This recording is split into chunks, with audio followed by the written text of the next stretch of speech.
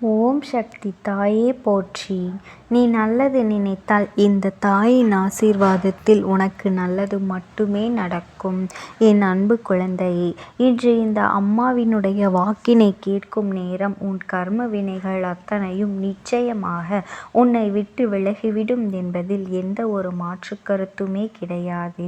என் தங்க பிள்ளையே, இன்று உன் அம்மா உனக்கு கொண்டு வந்திருக்கின்ற இந்த செய்தியானது நிச்சயமாக நீ கேட்கும் பொழுதே கண்கள் கலங்கித்தான் போவாய். உன்னுடைய வாழ்க்கையில் இப்போது இருந்து கொண்டிருக்கின்ற இது ஒரு உண்மை அல்லவா? நான் அம்மா என்று சொல்ல வந்திருக்கின்றேன். என் குழந்தையை, வாழ்ந்து முடித்த ஒருத்தி, வாழப் போகின்ற ஒருத்தி உன்னை கருவறுக்க காத்து கொண்டிருக்கின்றாள். இவள் யார்? எதற்காக இவள் இப்படி செய்கின்றாள்? இதனால் உன் வாழ்க்கையில் என்ன நடக்கின்றது என்பதனையும் தெரிந்து கொள்ள வேண்டிய நேரம் உனக்கு வந்துவிட்டது. என் குழந்தையே, அம்மா உன் வாழ்க்கையில் நடக்கின்ற ஒவ்வொரு விஷயங்களையும் தெளிவாக புரிந்து வைத்திருக்கின்றேன். உன்னை சுற்றி வந்து இந்த மனிதர்கள் உனக்கு என்ன செய்கின்றார்கள், இவர்களின் நோக்கம் என்ன என்பதையும் நான் உனக்கு தெளிவாக சொல்ல வந்திருக்கின்றேன். என் செல்ல குழந்தையே, என்றோ உன்னுடைய வாழ்க்கையில் இவர்கள் பிரச்சனைகளை கொடுக்கும் பொழுது, என்றோ இந்த வாழ்க்கை உனக்கு மிகப்பெரிய மாற்றங்களை கொடுக்கும் போதும் உனக்கே புரிகின்றது, ஏதோ ஒரு விஷயம் நான் வாழ்க்கையில் தவறாக நான் செய்துவிட்டேன் என்று. என் பிள்ளையே, இதுதான் நமக்கான வாழ்க்கை என்று நடந்து கொண்டிருக்கும் பொழுது என் பிள்ளை தன் கனவுகளை சுமந்து கொண்டு இந்த வாழ்க்கையில் அடியெடுத்து வைக்கின்றோம். ஆனால் நாம் அடியெடுத்து வைத்த அந்த நேரம் இது போன்று ஒருவர் உன் வாழ்க்கையை அழிக்க வேண்டும் என்று நினைக்கின்றார் என்றால் அதை ஒரு பொழுதும் நம்மால் ஏற்றுக்கொள்ள முடியாது அல்லவா? என் தங்க பிள்ளையே, இதையெல்லாம் ஒரு நொடி பொழுதில் நம்மால் கனவில் கூட நினைத்து பார்க்க முடியாத ஒரு விஷயமாக மாறிவிடுகின்றது. ஏனென்றால் இவர்களின் வயது உன்னுடைய தாயின் வயதை ஒத்ததாக இருக்கும். நம் தாய் நம்மிடம் எப்படி நடந்து கொள்வார்களோ அப்படித்தான் இவர்களும் நடந்து கொள்கின்றார்கள் என்பதுதான் உன்னுடைய எண்ணமாக இருந்து கொண்டிருக்கின்றது. ஆனால் இவர்களின் செயல்பாடுகளோ இந்த வாழ்க்கையில் உன்னை மிகுந்த வேதனைப்படுத்துகின்ற அளவிற்கு உண்மையான துன்பப்படுத்தி, சோதனைப்படுத்தி, காயப்படுத்தி, வாழ்க்கையே வேண்டாம் என்ற நிலைக்கு உன்னை தள்ளிவிட்டு, என் பிள்ளையே, அப்படி ஒரு சூழ்நிலையை உனக்கு வந்துவிட்டது. என் தங்க குழந்தையே, எப்போது வாழ்க்கைக்குள் அடியெடுத்து வைக்கும் பொழுது உனக்குள் இருந்த கனவு சிதைந்து விட்டால் அதோடு எல்லாம் முடிவடைந்து விட்டதாகத்தான் எல்லோருக்கும் தோன்றும். ஆனால் என் குழந்தை, நீ இதனை எதிர்த்து சமாளிக்க கற்றுக்கொள்வாய். எப்படியும் இந்த வாழ்க்கையை வாழ்ந்துதான் ஆக வேண்டும் என்பதை உனக்குள் எண்ணங்களோடு நீ சரியாக புரிந்து வந்து விடுவாய். நடப்பது எல்லாம் ஏதோ ஒரு காரணத்திற்காகத்தான் என்பதையும் என் பிள்ளை, நீ இவர்களை பற்றி நாம் தெரிந்து கொள்வதற்கான ஒரு வாய்ப்பு என்று இன்று உனக்கு தெரிய வேண்டும் அல்லவா? என் குழந்தையே, இதனை நீ சரியாக புரிந்து கொண்டாய். அதன் பிறகு நீ வாழவும் தொடங்கிவிட்டாய். சரி, இவையெல்லாம் ஒரு புறம் இருக்கட்டும். என் அன்பு குழந்தையின் வாழ்க்கை ஒன்றில் நடந்த ஒரு விஷயத்தை நான் உனக்கு சொல்லிவிடவா? என் செல்ல குழந்தையே, பல கனவுகளோடு தன் ஆசைப்பட்ட ஒருவரை கரம் பிடித்து வாழ்க்கைக்குள் நுழைகின்றாள். ஆரம்பத்தில் அந்த குடும்பத்தில் இருந்த அத்தனை பேரும் அவளின் மீது அன்பு செலுத்தி அவளை மிகவும் அதிகமாகவும் பாராட்டி, வாழ்க்கை இவளைப் போல ஒருவள் கிடைக்க மாட்டாள், இவளைப் போல யாரும் இருக்க மாட்டார்கள் என்பது போல உன்னை நடத்தினார்கள். என் அன்பு குழந்தையே, அது உண்மைதானே? இதை கண்ட இந்த பெண்ணுக்கு பெருமிதமாக இருந்தது. ஆனால் நாட்கள் செல்ல செல்ல இவள் எந்த ஒரு வேலையும் செல்லவில்லை. இவளினால் அந்த குடும்பத்திற்கு எந்த ஒரு பண உதவியும் கிடைக்கவில்லை. அப்படி என்றவுடன் அவளை மட்டம் தட்ட தொடங்கிவிட்டார்கள். ஆனால் என் குழந்தையோ தன்னுடைய வயிற்றில் கருவை சுமந்து கொண்டிருப்பவள். அதனால்தான் செல்ல முடியவில்லையே தவிர எதுவும் தெரியாத குழந்தையோ திறமையில்லாத குழந்தையோ கிடையாது. ஆனால் இந்த நிலை அந்த குடும்பத்தில் இருக்கின்ற வயதான பெண், அதாவது அவள் கணவனினுடைய அம்மாவிற்கு பிடிக்கவில்லை. தன் குழந்தை, அதாவது அவளின் மகனானவன் வேலைக்கு சென்றவுடன் இந்த பெண்ணிடம் நடந்து கொள்ளும் விதமும் இந்த பெண்ணிற்கு உணவு கொடுக்கும் விதமும் மிகவும் மோசமாக இருந்தது. இவ்வளவு அளவிற்கு அந்த பெண் தெய்வத்தை எப்பொழுதும் கையெடுத்து வணங்குவதும் தீபதூப ஆராதனைகளை காண்பிப்பதுமாக இருந்து கொண்டிருப்பாள். ஆனால் ஒரு பெண்ணிற்கே இன்னொரு பெண் எப்படி நடந்துவிட முடியும் என்று தெரியவில்லை. அது அவளும் ஒரு துளியளவும் கூட யோசிக்கவில்லை. அவள் செய்த ஒவ்வொரு விஷயங்களும் இந்த பெண்ணின் மனதில் அப்படியே பதியத் தொடங்கிவிட்டது. நான் எந்த ஒரு தவறும் செய்யாமலேயே இவர்கள் நம்மை நடத்துகின்றார்களே, இப்படி நடத்துகின்றார்களே என்று நினைத்தாலுமே தன்னுடைய கணவனின் முகத்தை நினைத்து கொண்டு இவள் நிச்சயமாக தன் தாயின் மீது அதிக அன்பு வைத்திருக்கின்றாள்.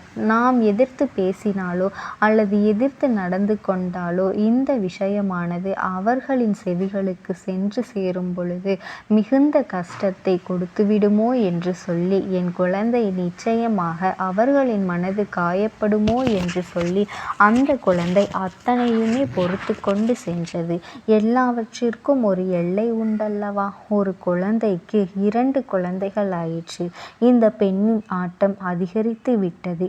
இனியும் இவளின் ஆட்டத்தை அடக்கவில்லை என்றால் தம்மை வாழவிட மாட்டார்கள் என்பது அந்த பெண்ணினுடைய எண்ணமாக மாறுகின்றது. என் குழந்தையே, ஏறக்குறைய அந்த பெண்ணின் கணவனுக்கு தன் தாயின் செயல்பாடுகள் பிடிக்காமல் போகவே இதையெல்லாம் மாறி இந்த பெண்ணின் நிலைமையை இப்பொழுது தலைகீழாக மாற்றிவிட்டது. எந்த ஒரு வயதானவள் இவளை கொடுமைப்படுத்தினாலும் அவளின் நிலைமையை இப்பொழுது மாற்றத்தை கொண்டு வந்து விட்டது. என் குழந்தையே, இதுவெல்லாம் அவளுக்கு நடந்த அநியாயமாக இருந்து கொண்டிருக்கின்றது. வயது ஏறுகின்றது, நம்மால் முடியாத நிலை உருவாகும் என்று இங்கு யாருக்குமே புரிவது கிடையாது. நாம் எப்போதும் இளமையாகத்தான் இருப்போம் என்று எல்லோரும் நினைத்து கொண்டிருக்கின்றார்கள். ஆனால் ஒரு நாள் வயதாகும் என்று இங்கே யாருக்குமே தெரிவது கிடையாது.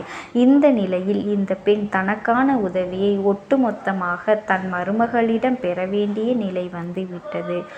ஆனால் ஒரு விஷயத்தை இதை நீ கவனிக்க வேண்டும். அது என்ன தெரியுமா?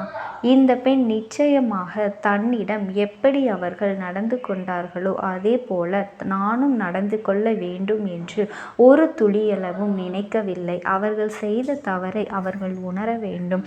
அடுத்த வீட்டிலிருந்து வருகின்ற ஒரு பிள்ளை இந்த குடும்பத்தை நம் குடும்பமாக நினைத்து இவர்களை விட்டால் நமக்கு வேறு யாரும் இல்லை என்று அன்பை மட்டும் எதிர்பார்த்து வருகின்ற ஒரு இடத்தில் அந்த அன்பு கிடைக்காமல் போகும் பொழுது அது எந்த அளவிற்கு வேதனையை கொடுத்திருக்கும் என்கின்ற உணர்வை மட்டும் அவர்கள் உணர்ந்துவிட்டால் போதும் என்றுதான் அந்த குழந்தை நினைத்தது.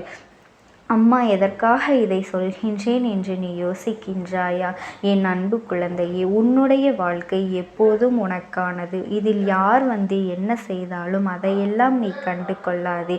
எல்லோருக்குமே அவரவர் பிள்ளைகள் அவரவர் குழந்தைகளை கடைசி வரை இருக்க வேண்டும் என்ற எண்ணம் இருக்கின்றது.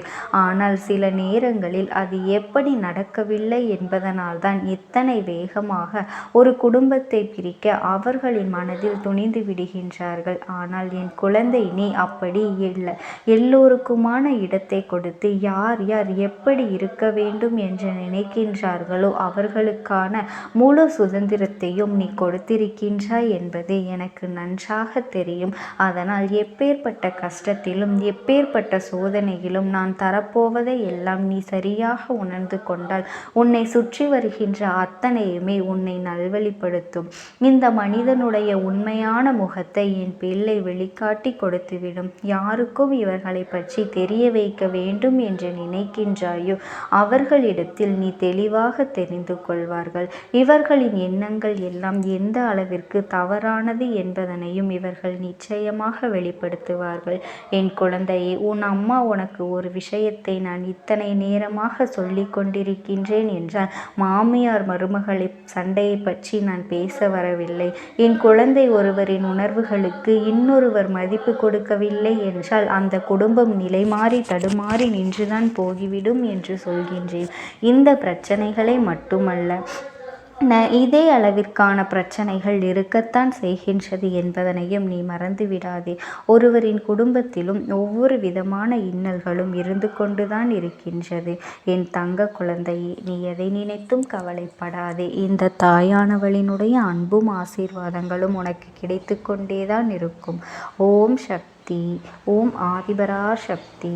அம்மாவானது உன்னோடு பேசுவதற்கு ஆசைப்படுகின்றது.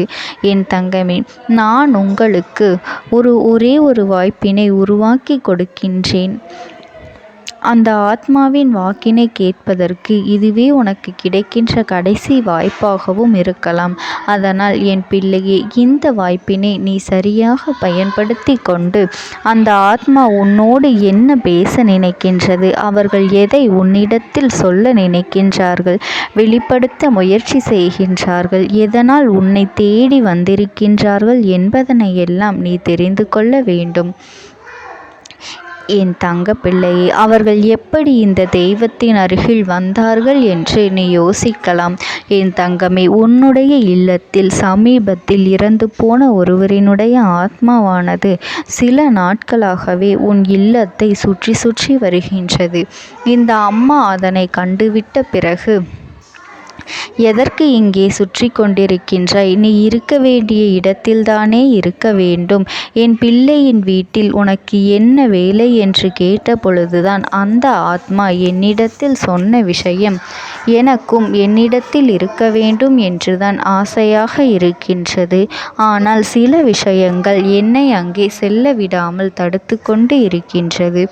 எனக்கு என்னுடைய குடும்பத்தில் இருக்கின்றவர்களிடம் பேசியாக வேண்டும். என் மனதில் தோன்றுகின்ற சில விஷயங்களை அவர்களிடத்தில் சொல்லிவிட்டால் நான் மனநிறைவோடு இங்கிருந்து சென்று விடுவேன். சில விஷயங்களை நான் அவர்களோடு பகிர்ந்து கொள்ளாமல் விட்டுவிட்டேன். அதற்கு சரியான நேரம் இப்பொழுது வந்திருக்கின்றது. இப்பொழுதும் சொல்லாமல் நான் சென்று விட்டால் இனி காலம் முழுவதும் என்னால் அவர்களிடத்தில் சொல்லிவிட முடியாது.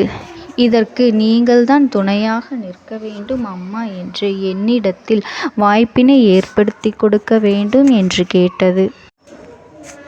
என் தங்க குழந்தையே, இப்படி இருக்கும் பொழுது அவர்களிடத்தில் சொல்லிவிட முடியாது. அந்த வாய்ப்பினை ஏற்படுத்தி கொடுத்து என் வீட்டில் உள்ளவர்களிடம் பேச வைக்க வேண்டும் என்று என்னிடத்தில் கோரிக்கை வைத்தது. என் தங்கமே, இப்படி மனதிலே எந்த கெட்ட எண்ணங்களும் இல்லாமல் உன் குடும்பத்திற்காக பேச வேண்டும் என்று கேட்ட ஆத்மாவிற்கு நான் அந்த வாய்ப்பு வழங்குவது தானே முறையாக இருக்கும். அதனால் இந்த அம்மா அந்த ஆத்மாவிற்கு அந்த வாய்ப்பினை கொடுக்க முடிவுகள் செய்து இப்பொழுது உன்னோடு பேசுவதற்காக வரவழைத்திருக்கின்றேன். என் பிள்ளையே, அந்த ஆத்மாவானது உன்னிடத்திலே என்ன பேசுகின்றார்கள் என்பதனை நான் என் மூலமாக உன்னிடத்தில் பேசி சொல்கின்றேன்.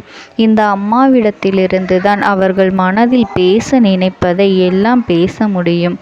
என் தங்கமே, நேரடியாக ஒரு ஆத்மாவின் குரலை உன்னால் அத்தனை சுலபமாகவெல்லாம் கேட்டுவிட முடியாது. இந்த அம்மா அதற்காகத்தான் இன்று இந்த உதவியை செய்கின்றேன். என் குடும்பத்தில் இருக்கின்றவர்களிடம் பேச வந்திருக்கின்றேன். உங்கள் எல்லோரையும் நான் இனி காணவே முடியாது என்பதனை நான் உணர்ந்து கொண்டேன். என் வாழ்க்கையில் நிறைவாக இருந்து என்னால் உங்களுக்கு கஷ்டங்கள் வந்தாலும் உங்களால் எனக்கு எந்த கஷ்டங்களும் இதுநாள் வரையிலும் வந்தது கிடையாது. நான் நினைத்தது போல இந்த வாழ்க்கையை அத்தனை சந்தோஷமாக வாழ்ந்து கொண்டுதான் இருந்தேன். என் குடும்பத்தில் இருக்கின்றவர்களிடம் பேச வந்திருக்கின்றேன். உங்கள் எல்லோரையும் இனி நான் காணவே முடியாது என்பதனை நான் உணர்ந்து கொண்டேன். உங்களோடு இருந்த இந்த காலகட்டம் குறைவாக இருந்தாலும் எனக்கு கிடைத்த சந்தோஷங்களும் மகிழ்ச்சியும் ஏராளமாக இருந்தது. அதனால் எனக்கு எந்த ஒரு கவலையும் இதுவரையில் இருந்ததே கிடையாது. நான் நினைத்தது போல இந்த வாழ்க்கையை நான் சந்தோஷமாகத்தான் வாழ்ந்து கொண்டு இருந்தேன். ஆனால் இவ்வளவு காலம் எனக்கு சீக்கிரமாக என்னுடைய ஆயுள் முடிந்துவிடும் என்று எனக்கு முன்பே தெரியாது. அது தெரிந்திருந்தால் நிச்சயமாக என் மனதில் இருக்கின்ற அத்தனை விஷயங்களையும் நான் உங்களிடத்தில் சொல்லியிருப்பேன். ஆனால் எல்லோரும் நினைப்பது போலத்தானே நானும் நினைத்திருந்தேன். எனக்கும் இந்த உலகத்தை விட்டு செல்ல வேண்டும் என்ற ஆசை கிடையாது. மற்றவர்கள் சொல்வது போல எதற்காக பிறந்தோம், நாம் ஏன் பிறந்தோம் என்று ஒரு நாளும் நான் நினைத்தது கிடையாது. வாழ வேண்டும் என்றுதான் ஆசைப்பட்டேன். என்னுடைய ஆசைகள் எல்லாம் நிராசையாகும்படி இந்த உலகத்தில் விட்டு செல்ல வேண்டிய காலகட்டம் கட்டாயம் வந்துவிட்டது. என்னுடைய கடமை இங்கே சரியாக முடிவதற்கு வந்துவிட்டது. இன்று நான் உங்களோடு பேச வந்ததற்கு முக்கியமான காரணம், சில விஷயங்களை எல்லாம் உங்களோடு சொல்லாமல் விட்டுவிட்டேன். எப்படி நடக்கும் என்று தெரியாமல் நான் சில விஷயங்களை செய்தும் முடித்துவிட்டேன். அதற்காக உங்களிடத்தில் நான் மன்னிப்பு கேட்டுக்கொள்கின்றேன். இதை உங்களிடத்தில் பகிர்ந்து கொள்ள வேண்டும் என்றுதான் இன்று நான் வந்திருக்கின்றேன். உங்களை நான் மனதார வணங்குகின்றேன். இந்த வாய்ப்பினை நான் சரியாக பயன்படுத்தி கொள்ள விரும்புகின்றேன். அதனால்தான் என் மனதில் இருக்கின்ற விஷயங்கள் எல்லாம் நான் சொல்லிவிடுகின்றேன். சிறிது நேரம் அமைதியாக அமர்ந்து என்னுடைய வார்த்தைகளை கேட்டாலே போதும். என்னுடைய அன்பினை புரிந்து கொண்டு அதுவே எனக்கு போதும். நான் நிச்சயமாக இங்கிருந்து நல்லபடியாக சென்று விடுவேன். இன்று உங்களோடு பேச வந்ததற்கு ஒரு முக்கியமான காரணம், நான் சில விஷயங்களை சொல்லாமல் விட்டுவிட்டேன். இப்படி நடக்கும் என்று எனக்கு ஒரு நாளும் தெரியாமல் சில விஷயங்களை செய்துவிட்டேன். அதை உங்களிடத்தில் பகிர்ந்து கொள்ளத்தான் வந்திருக்கின்றேன். என் மனதில் நினைக்கின்ற விஷயம் என்ன தெரியுமா? நான் உங்களை நன்றாக பார்த்து கொள்ள வேண்டும். உங்களின் ஆசைகளை எல்லாம் நிறைவேற்றி கொடுக்க வேண்டும். உங்கள் வாழ்க்கையில் நடத்தி கொடுக்க முடியாமல் போனாலும் இனிமேல் அதையெல்லாம் நடத்தி கொடுக்க வேண்டும் என்று ஆசைப்பட்டு என்னால் ஆன முயற்சிகளை எல்லாமே செய்து கொண்டிருந்தேன். ஆனால் முழுமையான பலன்களை கொடுப்பதற்கு முன்பாகவே இது போன்று நடந்துவிட்டது. அதனால் நான் ஏதேனும் குற்றம் குறைகள் செய்திருந்தாலும், ஏதேனும் உங்களுக்கு மனதிற்குள் கஷ்டத்தை தந்திருந்தாலும் என்னை மன்னித்து விடுங்கள். நான் எப்பொழுதும் உங்கள் மீது உண்மையான அன்பினைத்தான் வைத்து கொண்டிருக்கின்றேன். நான் ஒரு நாளும் மனதில் ஒன்றும் வெளியில் ஒன்றுமாக ஒரு நாளும் நான் நடந்து கொண்டது இல்லை. அதனால் என்னவோ என்னுடைய குணங்கள் சிலருக்கு இங்கே பிடிப்பதே இல்லை. எதுவாக இருந்தாலும் என்னோடு இருக்கின்ற என் குடும்பத்திற்கு தெரியும் அல்லவா நான் யார், என்னுடைய அன்பு எப்படிப்பட்டது என்று. அதனால் என்னுடைய அன்பினை முழுமையாக உணர்ந்து கொள்ள வேண்டும் என்று அதனை இங்கிருந்து ஏற்றுக்கொள்ளவே முடியாத ஒரு விஷயமாகத்தான் இருந்தது. நானும் அங்கும் ஓடி ஓடி மீண்டும் என்னுடைய உயிரை மீட்டெடுத்து விடலாம் என்றுதான் முயற்சி செய்தேன். ஆனால் அப்பொழுது என்னால் அதையெல்லாம் செய்ய முடியவில்லை. உயிரற்ற உடலாக இங்கே நின்று கொண்டிருக்கின்றேன். நாட்கள் செல்ல செல்ல இதை எனக்கு ஏற்றுக்கொள்ள பழகிவிட்டது. இனிமேல் இதுதான் என்னுடைய உலகம். மீண்டும் அங்கே செல்ல முடியாது என்பதனை நான் புரிந்து கொண்டேன். செல்ல முடியாவிட்டாலும் ஆத்மா என்று ஆன பிறகு என்னுடைய உலகத்தில் இருந்தால்தான் எனக்கு சந்தோஷம். மீண்டும் மனித வாழ்க்கைக்குள் என்னால் நுழைந்துவிட முடியாது. எனக்காக இத்தனை காலமும் அன்போடு பழகி எனக்கு எல்லாம் செய்த உங்களுக்கு நான் சொல்கின்ற விஷயம் ஒன்றுதான். நடந்தது எல்லாம் நடந்துவிட்டது. நடந்த விதையை யாராலும் இனி மாற்ற முடியாது.